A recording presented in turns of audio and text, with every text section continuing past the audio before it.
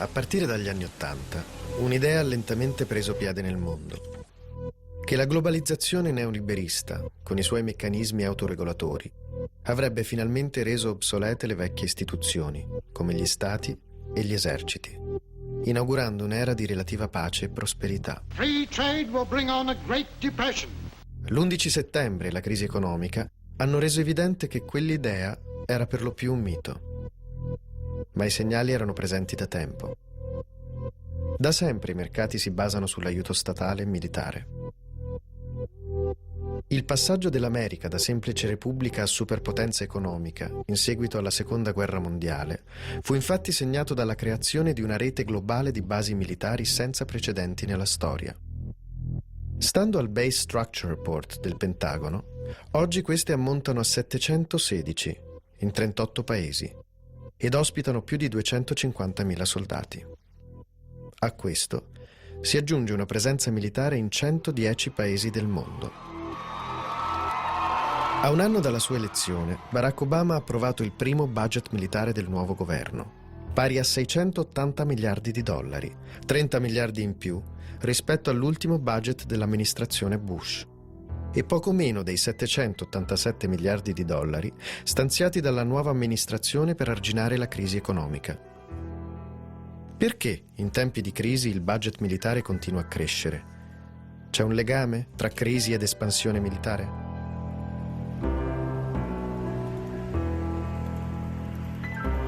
When we have different presentations or sometimes bands that come, or even when we have talent night, if we have people that want to show off their talent, we have a stage. We've done all sorts of things here, from a Halloween party, there's Christmas parties, there's other events that happen here at this center as well. Yeah, they have salsa classes, so I've never taken a salsa class. In the early 21st century, military bases, the network of military bases all around the world, forms the new empire that the United States is trying to build. When you look at the Pentagon's website and their public information, they acknowledge having somewhere over 700 military bases scattered among about 130 countries. That's astonishing. That's astonishing. Most Americans have no idea. There are more than 250,000, more than 250,000 U.S. troops stationed on these bases all around the world. It's not illegal to tape, but I got to respect the manager's point of view. Those are the movies that we have, and the movies are free. The unit of empire in the classic European empires was the colony. The unit for the American empire is not the colony, it's the military base. Bases are the empire. They're the point of projection of power and expansion of power. Most people don't understand that the bases exist, don't understand the functions of military bases, and it's frankly, it's much easier for people to engage with things like an atrocious war in Iraq, the question of torture, things that immediately outrage them. These are internet stations where soldiers can not only check the internet, but they also have the capability of doing webcams back home. You can go in. To focus on war and not war preparation is to simply shovel after the elephant. One has to look at the war preparations that are going on around the world, which military bases are central to. If one doesn't pay attention to that,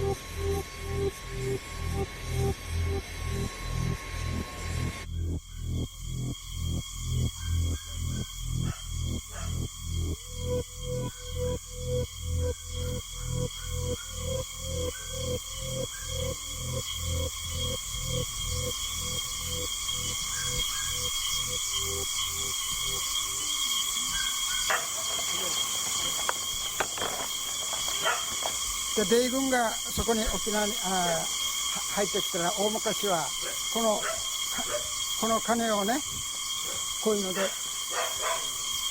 どんどん叩いて追っ払ったと。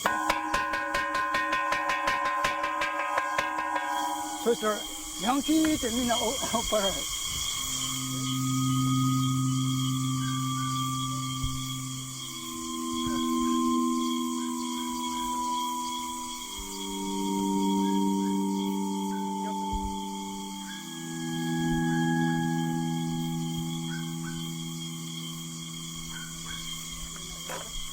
やっぱり米軍基地というのは土地だけ奪ったんじゃなくして人の命も奪ってね、文化も歴史もみんな奪っているわけだから、これは許してならん。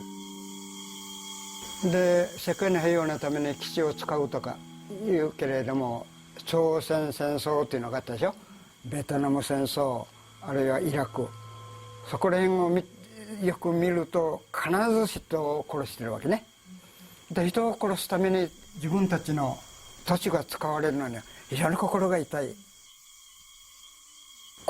国に私は料理するから包丁貸してくれんかって言ったら貸してもいいけれども、人を殺すから包丁貸してって言ったらこれ殺人だから、私の土地だから返してくれというのを日本語で書きました。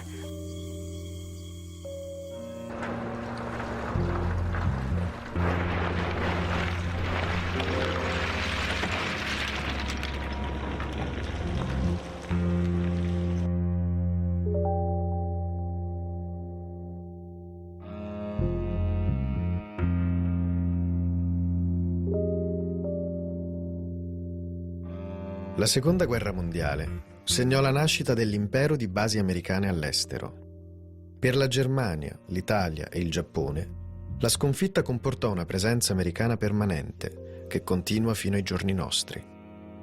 Questo è più evidente che mai ad Okinawa, una piccola isola a sud del Giappone, che dopo la guerra è rimasta sotto amministrazione americana fino al 1972, anno in cui è tornata al Giappone. In quegli anni gli Stati Uniti hanno edificato sull'isola decine di basi militari.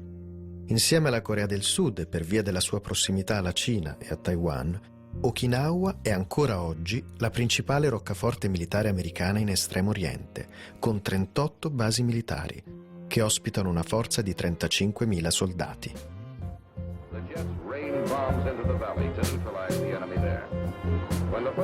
La crescente tensione tra Stati Uniti e Unione Sovietica in seguito alla Seconda Guerra Mondiale determinò l'inizio di un'escalation militare senza precedenti e di una politica di sfruttamento della paura e dell'insicurezza che in forme diverse è continuata fino ai giorni nostri. You know how bad sunburn can feel. The atomic bomb flash could burn you worse than a terrible sunburn, especially where you're not covered. In quegli anni gli americani allargarono la loro presenza militare a nuovi paesi, primo fra tutti la Corea del Sud, che ancora oggi ospita 26 basi americane. Ma non tutte le nuove basi sorsero dalle ceneri di una guerra. Alcune furono il risultato di ben più freddi calcoli geopolitici.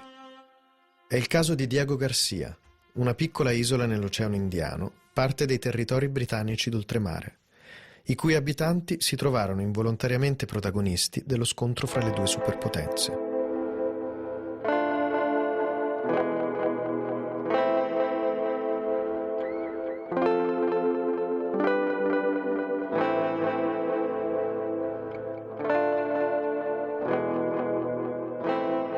Nobody seems to know that Diego Garcia used to have a very considerable population that was all entirely bundled up and shipped out in order to, as the U.S. Navy put it, sanitize the place. The U.S. wanted a base in the Indian Ocean at all cost because of the Cold War. Diego Garcia has a most wonderful, lagoon that would really be the ideal place for a base. So we were at the wrong place, at the wrong place at that time, because that place was the best place for the most sophisticated US and UK base outside of the US and the UK. Nel 1971, in base a un accordo tra Inghilterra e Stati Uniti, gli inglesi concessero agli americani l'uso dell'isola per scopi militari, in virtù della sua posizione strategica, e deportarono i suoi 2000 abitanti. Oggi, stando al Pentagono, Diego Garcia è una delle 13 principali basi americane al mondo ed ha infatti giocato un ruolo cruciale in tutti i conflitti post-11 settembre.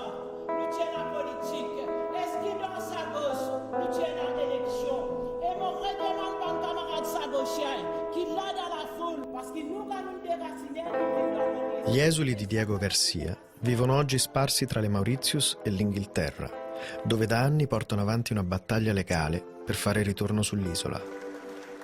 Nel 2008, però, la Camera dei Lord britannica ha annullato tutte le precedenti sentenze che sostenevano il diritto al ritorno degli isolani. Oui, je pense que le gouvernement américain, si est responsable, il aurait dit quand même, il savait très bien qu'il y avait des gens qui vivaient sur ces îles, étant donné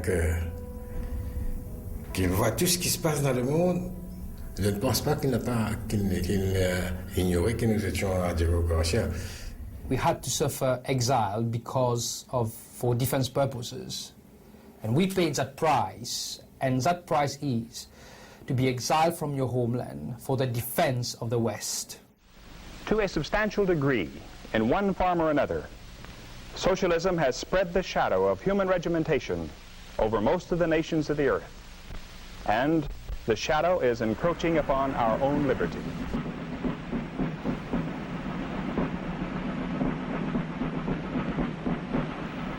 Our business system has continued to provide a better life for our increasing population, in spite of destructive forces which have pounded against our foundation of freedoms with no avail. However, wars, or the threat of wars, interrupt the normal operations of our competitive business system. I was certainly a Cold Warrior. I thought that the Soviet Union was a menace. I still do.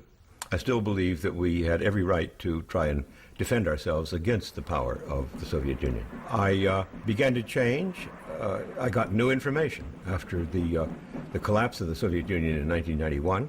Above all, how fast our country moved, the United States, to find a replacement enemy, to keep the military-industrial complex functioning, to serve the vested interests in the Cold War system.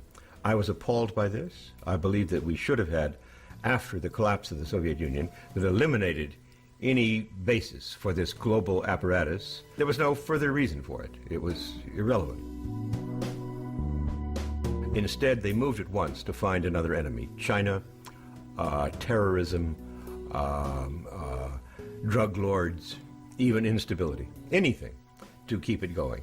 We need an enemy. It's like we were a football team and we've been practicing to play a game. We learned certain plays, and now we don't have any opponent. You know, how can we play this game anymore? And so they needed a new enemy. And the new enemy, well, for a while it was drugs. We had a war on drugs. But then came terrorism, and that was a very good substitute in the minds of our leaders. Sometimes we're afraid of big things, and sometimes we're afraid of very little ones. But now there's something else about fear that I don't think you quite understand, Billy. What's that? Well, sometimes when you become afraid, there isn't anything that's really dangerous. Sometimes you think things are dangerous when they're not. John Stockwell, a former CIA agent, wrote, I think, a very prescient book called In Search of Enemies, in which he identified different eras in the U.S. society where the propaganda machine was geared up to identify a particular enemy of the moment, in order that the U.S. public would support a military buildup or support a particular war. So I think today we have, for instance, Chavez in Venezuela, who really hasn't worked out too well as an enemy. So I think they really had to go to Ahmadinejad in Iran. Before that it was Ortega in Nicaragua and Khomeini in Iran. There was Ho Chi Minh and Castro, for instance. So there always has to be a set of enemies that justify U.S. military buildup, particularly at a time when, for instance, after the collapse of the Soviet Union, there was a danger that the U.S. public would no longer support continual war, continual military buildup. What then becomes the rationale for continuing to have these military bases, for continuing to have the military alliances, for a military budget that equals the rest of the world combined.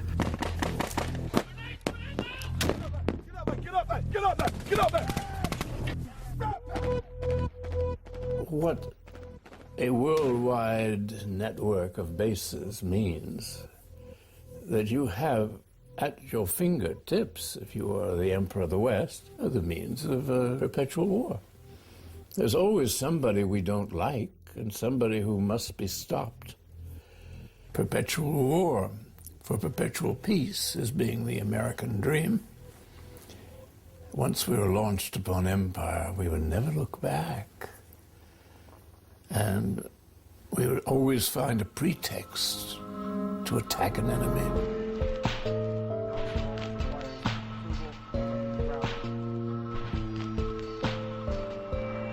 Targeting is an intricate process.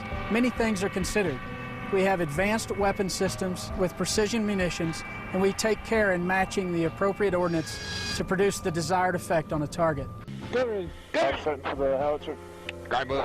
Il nuovo ordine mondiale nacque in Medio Oriente nel 1991.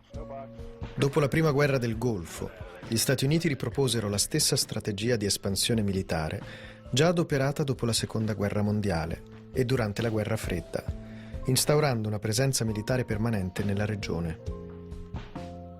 Le reali conseguenze di questa politica si sarebbero fatte sentire solo 10 anni più tardi.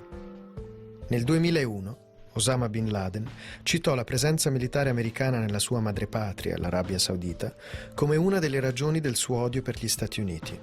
Ironicamente, però, gli attacchi dell'11 settembre e la risposta militare americana hanno creato le condizioni per la nascita di nuove basi militari in Iraq e in Asia centrale, in particolare in Afghanistan. Il Base Structure Report del Pentagono, però, non tiene conto delle basi militari presenti nelle zone di guerra o di quelle considerate di natura politicamente sensibile, come quelle presenti in Israele. Il numero reale delle basi statunitensi all'estero, dunque, è considerevolmente superiore alle 716 ufficialmente riconosciute dal governo americano.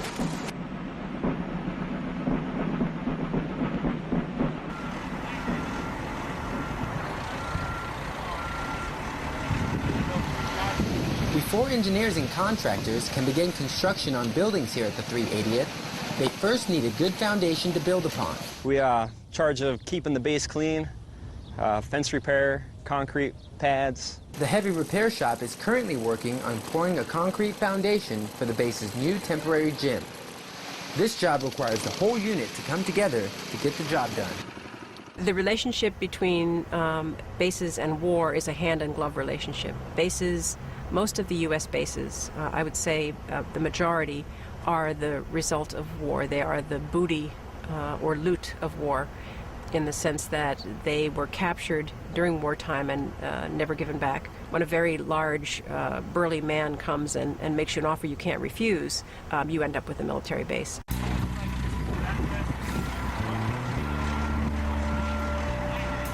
One of the main reasons the U.S. intervenes in various parts of the world is to add bases. Now, for example, following the U.S. bombing of Iraq in 1991, the United States wound up with military bases in Saudi Arabia, Kuwait, Bahrain, Qatar, Oman, and the United Arab Emirates. Following its bombing of Yugoslavia in 1999, the U.S. wound up with military bases in Kosovo, Albania, Bulgaria, Macedonia, Hungary, Bosnia, and Croatia. Following its bombing of Afghanistan in 2001 and 2002, the U.S. wound up with military bases in Afghanistan, Pakistan, Kazakhstan, Uzbekistan, Tajikistan, Kyrgyzstan, Georgia, Yemen, and Djibouti. Following its bombing and invasion of Iraq in 2003, the United States wound up with Iraq. Staying behind, I believe, is actually is the ultimate purpose of many of these wars.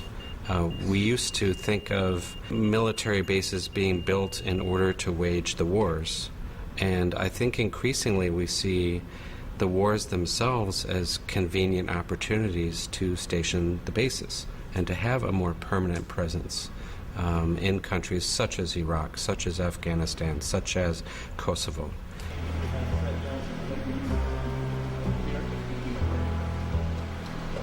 Also have some free weights.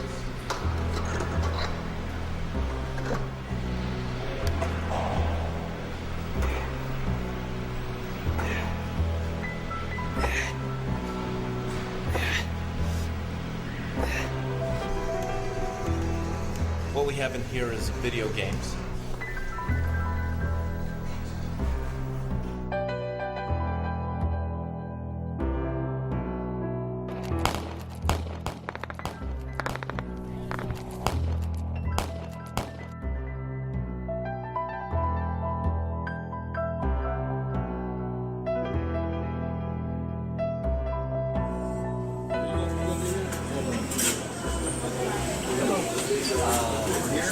Number 9 and Diet Coke.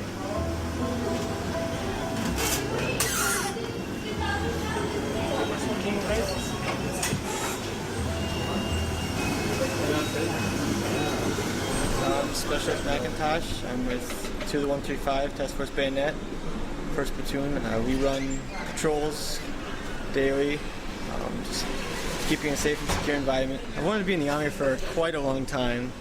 And when I hit that age, I was like, well, it's a good way to pay for college, get to do something I wanted to do for a long time, and guns, doing this active, I never wanted a desk job, so it had to be infantry for me, something where I could be moving around, constantly doing something active, so. How do you feel about being deployed to Iraq or Afghanistan? I'm nervous, but I'm ready. If I get called to go, I think it'd be another exciting experience for me. Find the baton! Find the baton! Find the baton! Find the baton!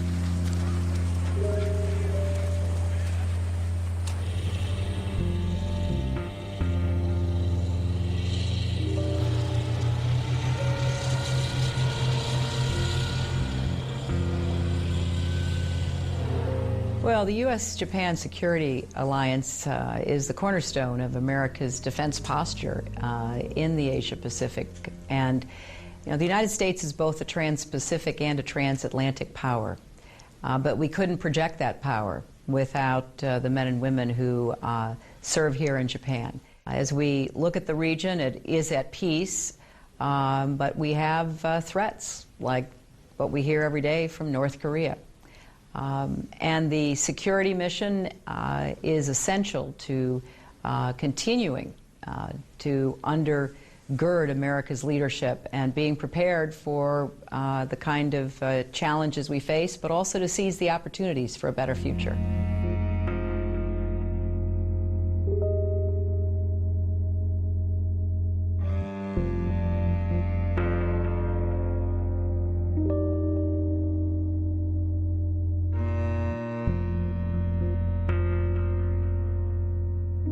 All'inizio del 2009, in seguito alle continue proteste della popolazione dell'isola, il segretario di Stato americano Clinton ha firmato un accordo col governo giapponese per spostare gli 8.000 soldati stazionati nella base di Futenma sulla vicina isola di Guam, un territorio statunitense. Il piano, però, è condizionato alla costruzione di un altro aeroporto militare sulla costa orientale di Okinawa, nella baia di Henoko, che si andrebbe ad aggiungere all'ampliamento già previsto del poligono di addestramento di Takae, più a nord.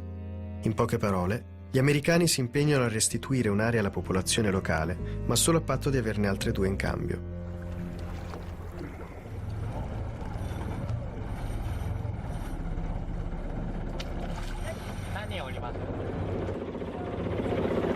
このジュゴの食べる海藻は沖縄県でもですね、ここが一番良好に育っていると言われている沖縄県が認めている場所なんです。サンゴ礁が発達して天然の防波堤の役割を果たしている。海岸線が守られているということと、それと同時にこのジュゴの食べる海藻がここに繁茂するのは穏やかな内海があるからなんですという米軍の海兵隊の基地です。で、彼らはなぜここに来るかというと、ここがアメリカ本国で海兵隊を没収するパンフレットに使われているわけです。その建物を一部壊してですね、今度はこの海を2000メーター、辺野古の方から大良湾、この岬をまたいで2000メーター埋め立てる計画が今あるわけなんですけど、これらの具体的な、環境や人間へのインパクト、これに対する責任を米国は全く負っていないんです。新たな基地を、この海を埋め立てて、この陸地を削って、巨大な空港を作ろうとしている。これは世界的に見ても貴重な生物が生息している場所ですが、それを破壊する影響というのは、この沖縄島のジュゴンというのは東アジアに唯一ある個体群です。孤立した個体群でわずか50頭以下しか今では生きていないと言われています。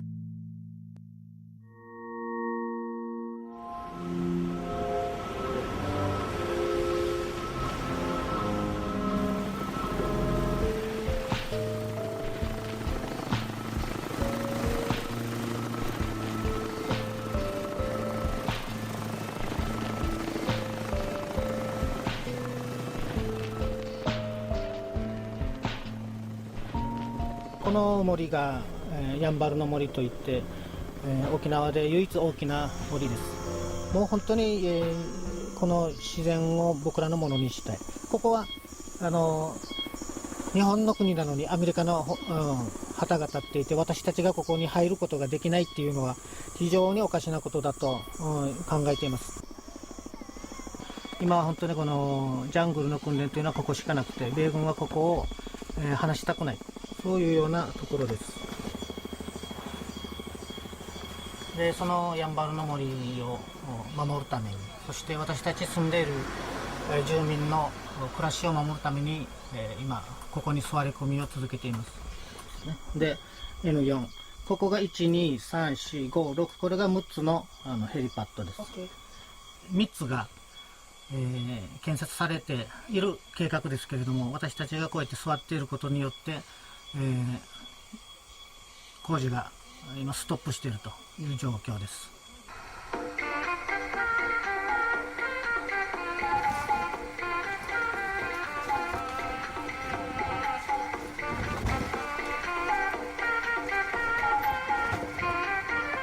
キャンプ宿泊の中で1年間朝から11時ぐらいまで、5時ぐらいから11時ぐらいまでですね、ノーニューベースという看板を持ってずっとやってたことがあったんですけども、その時にやっぱりね、いろいろ話しかけてきた彼らから、その朝の弁当のそのハンバーグとか、だからその別に彼ら自身も若い子なんでね、そのイラク行ってイラク人をこう殺すことを目的としているようには思えなかったんですけども、こういうやっぱり人殺し、人を殺す訓練をこのまま許してはいけないと、そのことをなんとか妨げる行動をすればここに4つは作られないと、もう年ですから、だからこれずっと座り込んでるということです。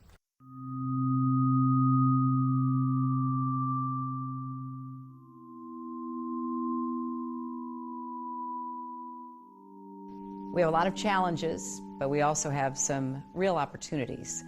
And it's up to each of us to determine the role that we will play on behalf of our country and our leadership. But I have every confidence that when it comes to defending America's security and advancing our interests, we have nobody better than all of you. So thank you, and thanks to your families. Thanks for the service and the sacrifice. And thanks for making a difference every day. Many of us fuss over how we look. Some don't worry at all. And they're free to do that too.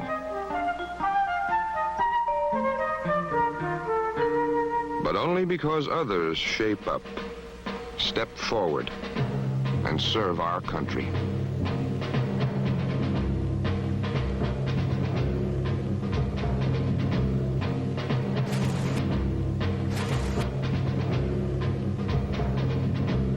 By militarism, we do not mean national defense or the obligation of citizenship for able-bodied people to defend the country in times of national emergency. We mean a way of life, a way of making a living, an ideological position. Originally, our conception of American military was like the early Roman legions of the Republic, they were raised for an emergency. Farmers left their fields, went to war, and were instantaneously demobilized. They were not long service forces of any sort. As the Roman Republic slowly, inadvertently, thoughtlessly acquired themselves an empire, they began to realize they needed standing armies. Something like that happened in America after World War II, as we began to build an arms industry and an apparatus to support a huge standing army that subtly altered the political structure of the United States.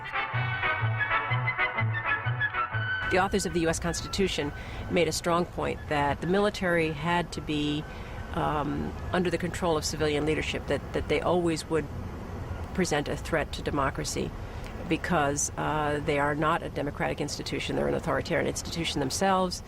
And so in general, when military institutions become more powerful, their hierarchical values, their authoritarian values come to dominate. And the claims of national security come to be seen as trumping the claims of democratic decision-making. This takes us back to probably the most famous warning in the history of the United States, George Washington's farewell address that used to be read at each opening session of Congress, and that is that the great enemy of republicanism, of Republican liberty, is standing armies. Standing armies destroy federalism. They bring power to Washington, D.C. They require more wealth in order to maintain these armies. These are long service armies, 20 years or so. They have to be taken care of when they become redundant. Things of this sort. It alters the power picture radically, and that's, of course, what ultimately brought down the Roman Republic. Attention all bases, attention all bases. This is Iron Hand. This is a SAC alert.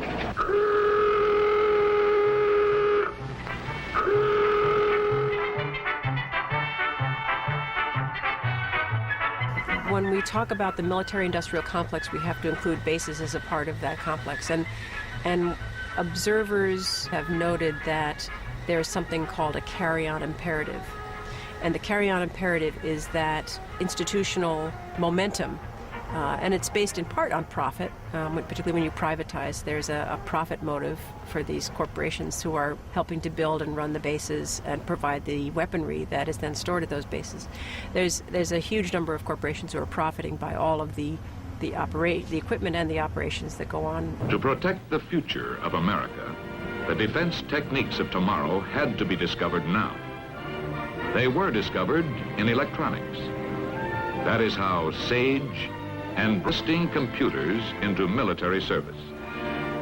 Electronics for combat use means new concepts, new tools, new weapons. You are listening to the heartbeat of the SAGE computer. Every instrument in this room is constantly monitoring, testing, pulse-taking, controlling. Who owns this place? Who owns General Electric? They make atom bombs. Well, how do they get the money to make them? And who's giving it to them? And why? To protect us from what? These are all questions that somebody like Obama should have been asking himself.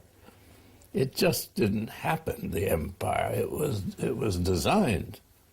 And those bases just came along like, you know, some terrible cancer.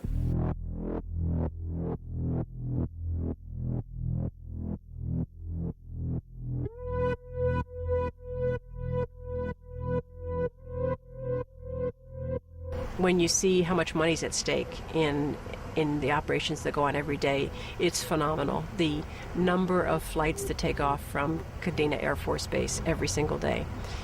Just that one base in that one country on one day will have involved thousands of gallons of jet fuel, repair and maintenance and parts for those aircraft. The rationale for these bases is that they're continually practicing and training and using the equipment and running the personnel through their paces and feeding them and so on. And that is an incredibly expensive operation. This is what President Eisenhower was warning against in his farewell address in 1961 when he invented the phrase military-industrial complex, meaning hidden power, power that was not really under the supervision of Congress, and that was often out of control, represented private interests rather than the national interest. I'm sorry to say that we in America did not pay attention to the warning he gave to us, and today it's close to out of control. Sono tante le aziende del settore della difesa che traggono profitto da questo sistema. Una di queste è la KBR, legata all'ex vicepresidente americano Dick Cheney, che nel 1999, in seguito al conflitto nell'ex Jugoslavia, ottenne un appalto multimiliardario per la costruzione di Camp Bondsteel, in Kosovo, una delle più grandi basi americane al mondo. One of the questions I get asked a lot is about Camp Bondsteel size, and the general mentioned that. People ask me if Camp Bondsteel is the largest military installation in Europe for the United States. The answer is no. This is certainly a good base and able to support the mission that we have here and the troops, but as you can see, it is designed not to be permanent, and should the time come that it's time for us to leave, we could pack this up and bring the buildings down. A pochi chilometri dalla base di Camp Bondsteel e dal confine kosovaro in Macedonia è previsto il passaggio di un oleodotto fortemente sostenuto dagli Stati Uniti, di nome Ambo, concepito da un architetto macedono emigrato in America e oggi patrocinato da suo figlio. My late father was a designer builder, an architect of luxury contemporary estates in New York State and Connecticut State in America. And he used to get this question a lot. What do you know about building a pipeline across 3 countries halfway around the world? And his answer was, look at the complexity of the houses I have designed and built, and then ask yourself, what is so difficult about digging a hole in the ground and putting a piece of pipe in it? And the answer, of course, is it's not difficult. What's hard about it is the politics. That the AMBO project seeks to move between 35 and 45 million tons of oil per year for about $1.30 a barrel from the Bulgarian Black Sea port of Burgas to the Albanian Adriatic Sea port of Lore. The fact of the matter is, even $1.30 a barrel, it's a profitable pipeline and cheaper than going through the Bosphorus Straits. So it's a real win-win situation, not only for the 3 Balkan countries, but also for the oil companies. Everyone wins. It's a win for the environment, it's a win for the oil companies, it's a win for the countries. It has to be built. I want to very sharply and critically condemn anybody who suggests that Dick Cheney and Camp Bondsteel in Kosovo and anything has anything to do with this project is so independent of all this stuff, it's not even funny. And having been involved in the project from the beginning, I can tell you it's absolutely laughable, the assertions they make that Camp Bondsteel exists to secure the route of the oil pipeline project, or Dick Cheney had anything to do with it whatsoever. So let me be categorical in my denial about this, and I should know, because I've been there since the beginning.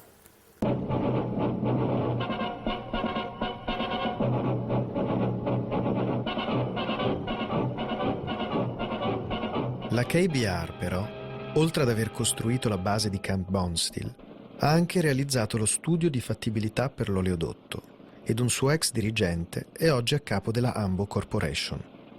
Sono semplici coincidenze o siamo di fronte ad un nuovo intreccio tra mondo degli affari e apparato militare?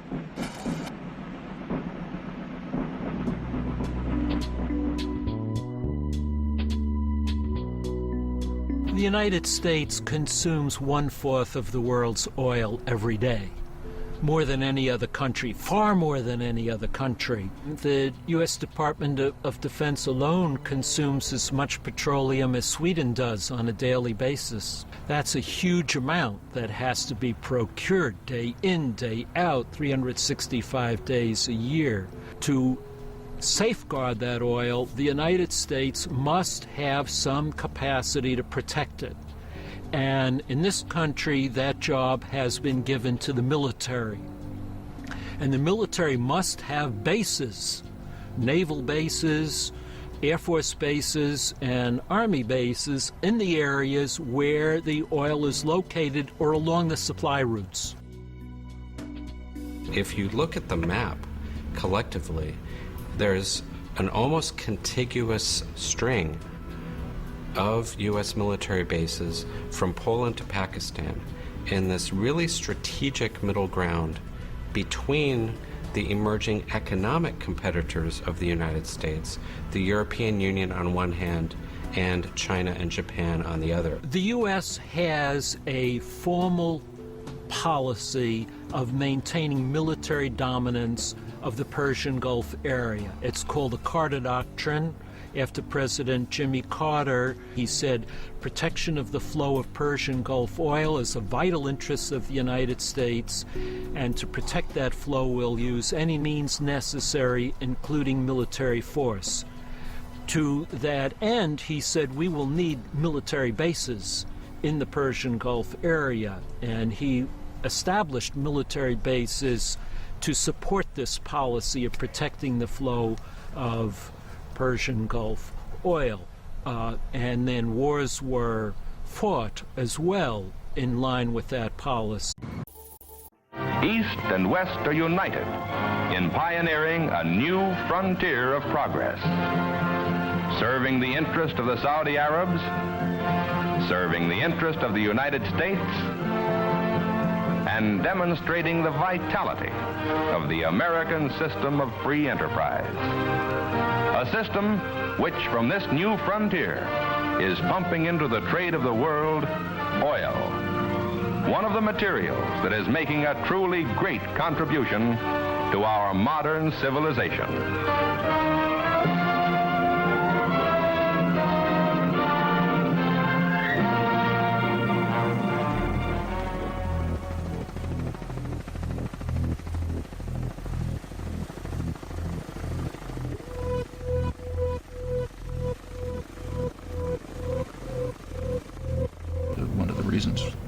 The reason, in fact, primary one for the invasion of Iraq is to ensure U.S. control over the major energy resources of the world. The embassy that's being built inside Baghdad is a city. It's like no other embassy in history or in the world. They're not building the embassy and the city in Iraq and the huge bases around with an intention to leave. They're building them with an intention to maintain control. We're not in the process of building bases in the Middle East. There will be an American base at Camp Victory. Right now it occupies the whole area of the old Baghdad International Airport. There will remain something there, but in the Middle East we are not going to develop strategic cooperation. Remember, a base is strategic cooperation. The model in the Middle East is you got bad guys. So with bad guys you don't sit there. You may bomb those countries, but you don't base there. The base I was located on was at Forward Operating Base Warrior in Kirkuk, Iraq, and while I was there, they had a brand new gymnasium built. They were in the process of starting a new dining facility. We had, Burger King, Pizza Hut, we had our own coffee shop. It really became a joke there was no qualms. People knew that, if you're continuing to put this much money into things and you've got contractors who've been here for, 3 years, 4 years, they just follow the military around wherever they go, these aren't things that I can see the U.S. government just, up and leaving and abandoning. That's a lot of money that they put into some of these forward operating bases in Iraq. Dal 2003 ad oggi, gli Stati Uniti hanno costruito decine di basi militari in Iraq. Nel 2008 il governo americano e quello iracheno hanno siglato un accordo secondo cui tutte le truppe straniere dovranno lasciare il paese entro la fine del 2011. L'accordo stabilisce che gli Stati Uniti non cercheranno di ottenere basi permanenti o una presenza militare permanente in Iraq. L'attuale ministro della difesa americano Robert Gates ha però sostenuto che anche dopo il 2011 potrebbe rimanere nel paese una forza residua di varie migliaia di truppe americane. Questo alimenta i timori di chi pensa che l'Iraq possa essere usato come trampolino di lancio per future guerre nella regione. Spesso, infatti, basi nate per rispondere a un problema contingente sono poi finite col diventare permanenti.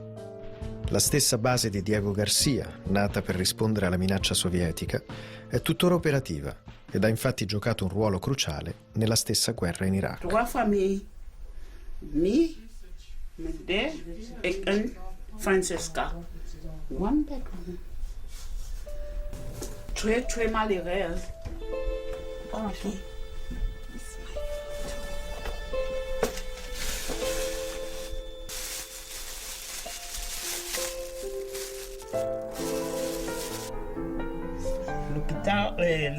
L'église Salomon, l'église Salomon. And Diego Gracia. So c'est de Diego Gracia. Ma maison de Diego Gracia. Sont détruits. On détruit.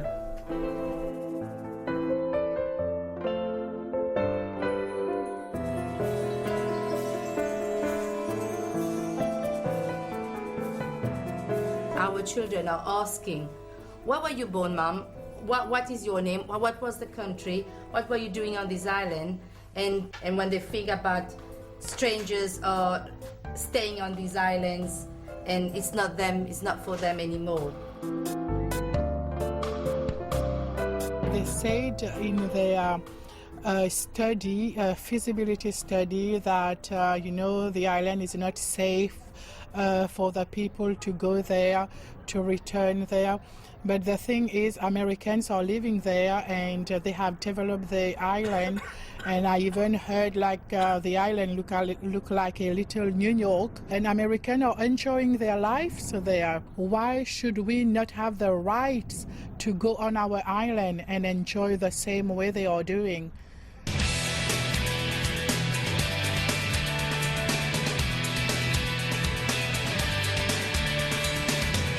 Known by many as the Navy's best-kept secret because of its remote location, Diego Garcia is actually home to about 3,000 residents at any given time. There's also a unique assortment of quality-of-life opportunities to take advantage of on Diego Garcia.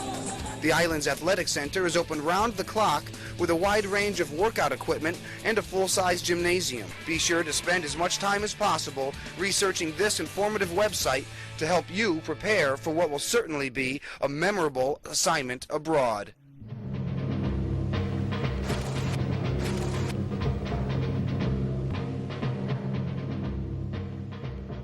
When you try and think about who should be held accountable for the violence that's waged from U.S. military bases, I think there's plenty of responsibility to go around. It begins with U.S. elites who make plans without consulting the people of the United States about where these bases are going to go. And the elites of the countries in which those bases are located who make the decision to comply with the U.S. requests for basing without consulting with their people. And in fact, there have been many critiques of the ways in which decisions are made between lower-level functionaries, and in other words, that agreements are made that bypass the formal political structures of a country. By hosting U.S. bases, countries lose their sovereignty in a number of ways. For example, questions of crime. In Korea, a U.S. tank ran over 2 schoolgirls who were on the way to a birthday party, right? These soldiers who were in the tank or their officers, no one was held accountable. You can do a very interesting kind of study in terms of the thickness of the SOFA, the Status of Forces Agreement. This is what's negotiated between the United States and so-called host nations. And it determines what kind of access the United States will have, what kind of political powers, what happens when U.S. soldiers commit crimes in these countries. And what you find is that the countries that have less power or leverage in relationship to the United States have much thinner SOFAs. In these countries, you'll find that when U.S. soldiers commit crimes, they're not held accountable. They're not tried under the law of the host nation. They're not put into prisons in the host nation. Often they're just brought out of the country back into the United States or deployed to a war zone because, as they say, boys will be boys, and these guys have been trained to be more aggressive, and so they were aggressive. Let's go, Dog!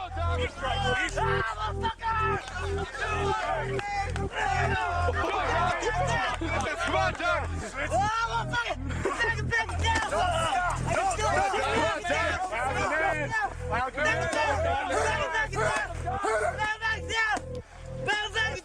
you're pumped, man. You're like shot up with steroids, you know? I mean, you're working out every day, man. You got guns, you got stuff, man. And so when you leave off the base, man, I mean, you're feeling pretty good about yourself, you know? I mean, you're feeling like you're a tough guy. You could kick anybody in the butt.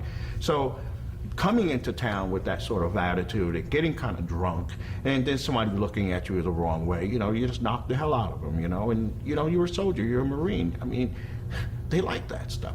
The military likes that stuff. They may say, well, we don't want our guys breaking local laws and causing problems for the local people. Bull crap. That's garbage. I mean, if that's the case, then you don't let us off the base. You let us off the base, there's going to be issues.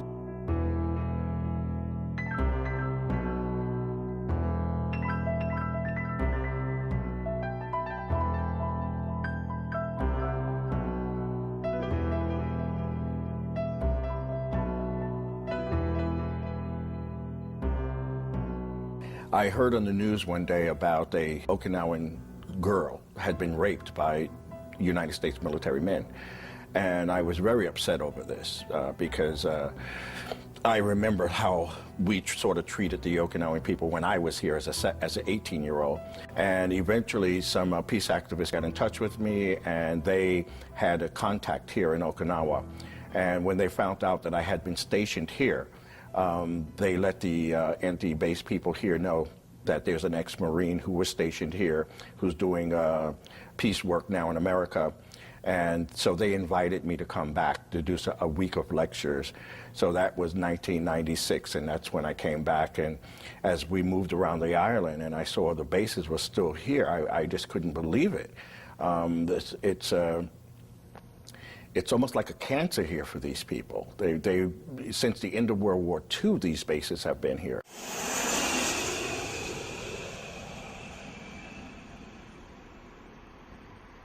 When I came here in 1966 to go to Vietnam, I don't even remember Okinawan people. I don't even remember seeing them. They were the shadows walking around. What I do remember is the women. I remember the drinking. I remember the fighting. That's what I remember. But in terms of like Okinawan culture, I didn't eat their food. I ate cheeseburgers at the base. You know, I didn't drink their alcohol. I drink Budweiser, you know, at the base. So this whole idea of Americanism stays within that base. It stays within the militarism of ourselves. This is something the Americans should know. What happens when we open bases in other people's country? What kind of problems does it solve? Or does it cause more problems? And I think it does. I think people get really angry, you know, at this idea that we are policing the world. We have a right to put bases anywhere we want. We don't have foreign bases in America. We don't have any British base. We don't have any Korean base. We don't have any French bases, or, you know, we just all American bases. And for us, our bases are fine. The noise is our noise. It doesn't bother us at all because they're our bases. But for other people, it's a real problem.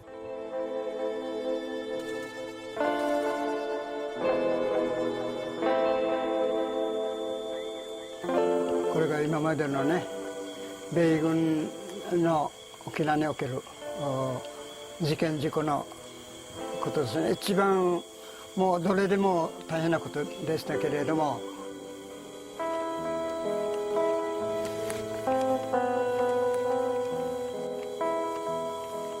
でこれ時間がないので多くは書いていませんけれども。No camera! No camera! No! No! 邪魔なんだよ! No! 墜落事故があったのは今日午後2時20分ごろ、沖縄国際大学上空でバランスを崩した海兵隊普天間基地所属の CH-53 大型ヘリコプターが校舎に衝突した後墜落しました。CH-53 実際に今から4年前に近くの大学の本館のビルに大型ヘリが墜落して炎上いたしました。本当に大惨事が起こって奇跡的に人的な被害、死者はいなかったんですけども、普天間飛行場はこのように住宅に囲まれてまして、アメリカ軍の基準から違反してるんです。多い時には1日に40回の離発着がありますから、それらのものすごい飛行機の音が、市民の生活をいわゆる破壊をしております。あと一つは、これらが飛んでるところが市民の住宅地の上空の上を飛んでるので、墜落の危険性、つまりいつ起こるかということでの危険性を感じています。待って、あんま変わらないよね。殺していいかしら。ちょうど待って、ちっちゃい子時みたいな。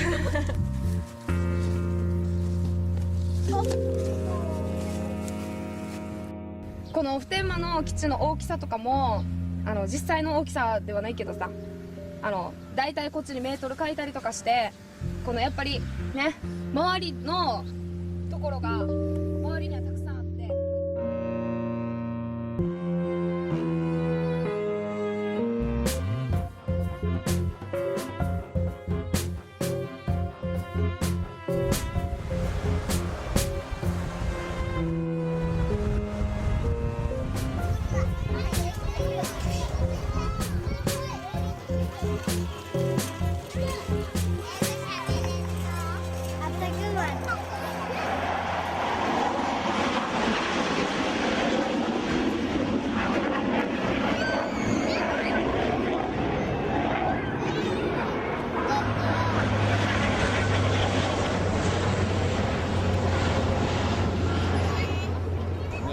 基地からこの保育園は300メートルも離れてないところにあるんですよ。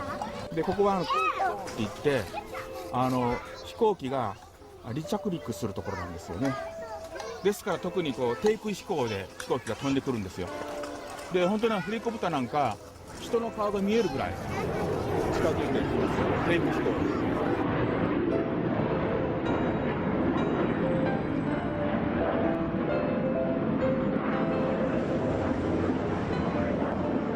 うるさい時は、飛ぶ時は本当に朝からずっと夕方まで飛んでますよ。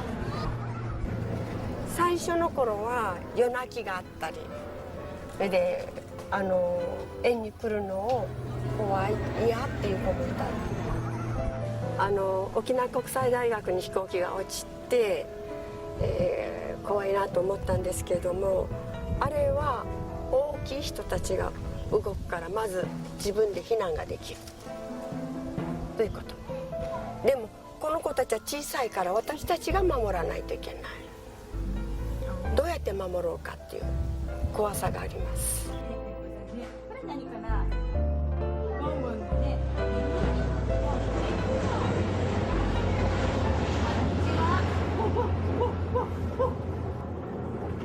あれ誰？ペリカン、すごい。ペリカン。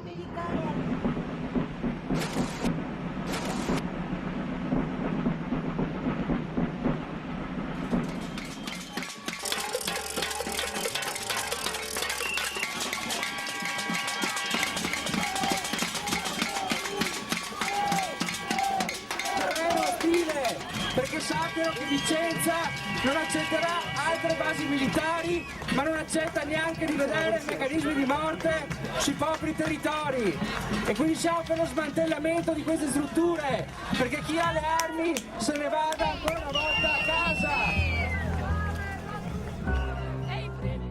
Nel 2007 gli Stati Uniti hanno annunciato i loro piani per la costruzione di una nuova base militare a pochi chilometri dal centro storico di Vicenza. La città già ospita una base militare americana, la caserma Ederle, sede della Southern European Task Force, e una delle 10 basi americane presenti in Italia. L'area designata per la nuova base militare è l'ex aeroporto civile Dal Molin, ormai dismesso. I piani per la nuova base militare prevedono 48 edifici su una superficie di 79.000 metri quadrati. La nuova base ospiterà l'intera 173esima Brigata Aviotrasportata, un corpo d'élite che ha giocato un ruolo di spicco nelle invasioni dell'Iraq e dell'Afghanistan. I couldn't give a damn about Vicenza, because in Vicenza you have 4 people in Vicenza, 3 of whom are over the age of 90, and The base in Vicenza is nothing of a base. It doesn't generate smoke, noise.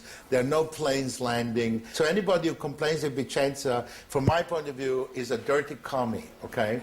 But why? Because the Italian government, the region, the authorities have decided, yes, and they want to make a noise, even though these are entirely harmless people. It's like having tourists. They don't have tanks, they don't have helicopters, they don't crash airplanes on your head. So it's purely ideological and negativist by a bunch of people who don't do anything and are worthless.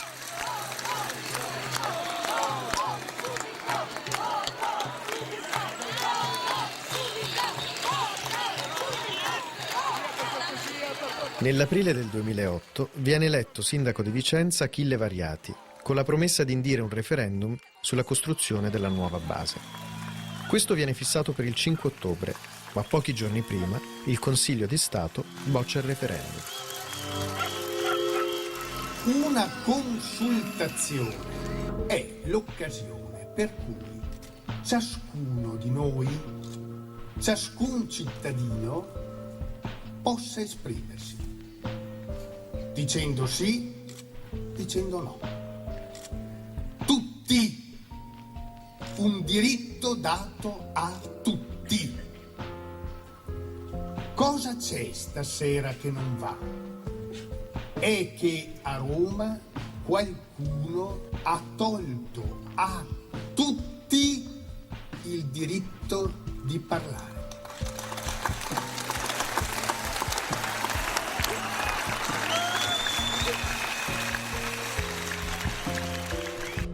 I cittadini decidono comunque di indire un referendum autogestito e il 5 ottobre il 95% dei votanti si esprime contro la costruzione della nuova base.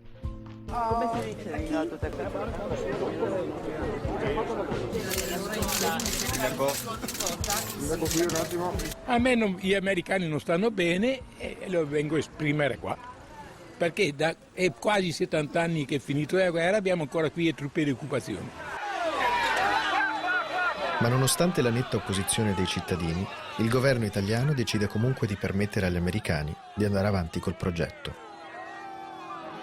Il motivo per cui il normale iter democratico viene spesso sovvertito quando si parla di basi è che molte di queste esistono in virtù di trattati segreti tra gli Stati Uniti e i paesi ospitanti.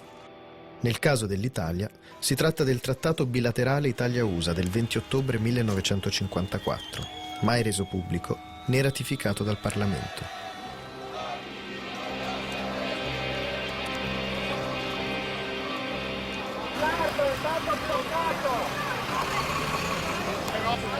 Allora cerchiamo, sta arrivando un altro cambio, cerchiamo di stare tutti insieme.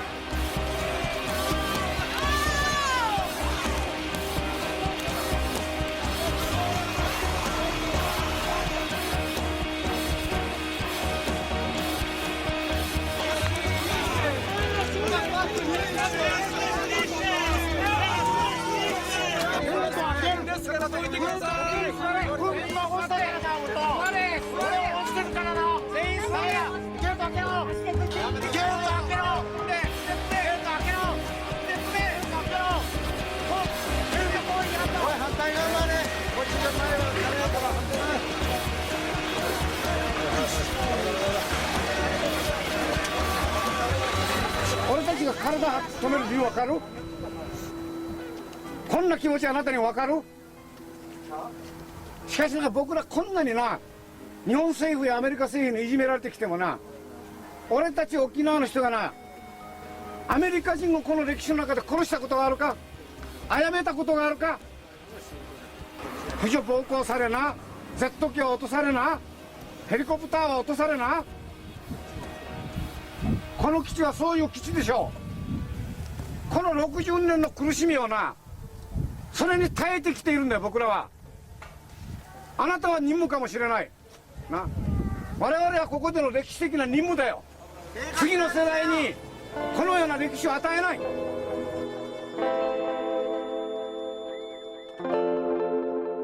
When you go to elementary school, you're taught the Declaration of Independence. And if you're paying attention on the day that it's taught, you'll be taught that it says that that King George III kept among us standing armies in times of peace that committed abuses and usurpations. I mean, this is language I can't make up.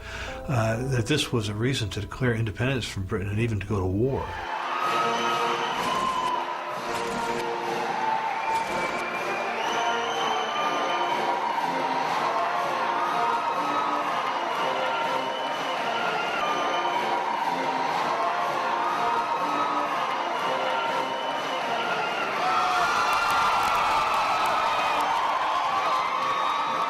L'elezione di Obama è stata accolta da molti nel mondo come l'inizio di una stagione politica radicalmente diversa da quella di Bush. E per molti versi lo è stato.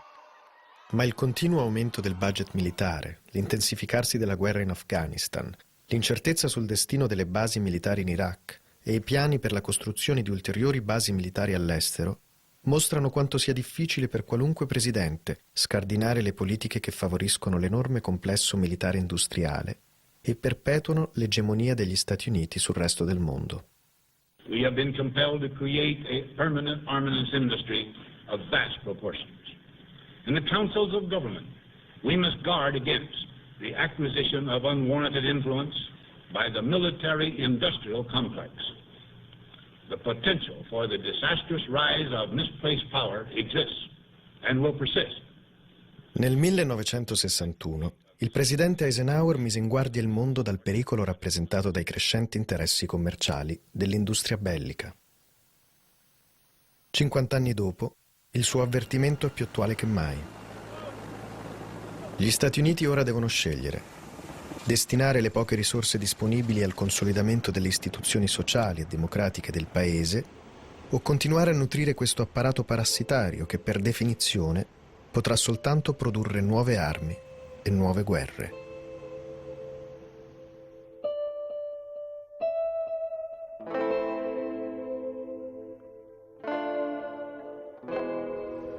ちょうどあっちが私の土地ですけれども、できたらその土地を早めに取り返して、そこを私はみんなにお願いして、大根を植えようと思っています。そうしたら5、6列植えるだけで120万本の大根ができるわけだから、沖縄の人たちにみんなに無料で配ろうと思っています。そして平和のためにこの土地は利用しようと。展望を持てば道は開けていく。展望もない奪われてもやむを得ないと混乱したら世の中は良くならんわけだから、我々が夢と希望を持って本来人間の生き方をじっくり、あらゆるところで訴えれば必ずこう道は開けると私は思っているんです。だから別になんだ気張るというか大きな声を出していいんじゃなくて、ここできっちり一つでもそういうのに抵抗していくと。だからあくまでレジスタンスね。あれじゃなくてテロじゃなくてレジスタンスで考えてます。Si nous étions des terroristes, nous aurions essayé d'attaquer. Mais nous ne sommes pas des terroristes. Nous ne sommes pas contre de la base à Diego Garcia. Si c'est fait pour le bien du monde, il n'y a aucune raison pour que nous soyons contre. Et pensez au moins à nous.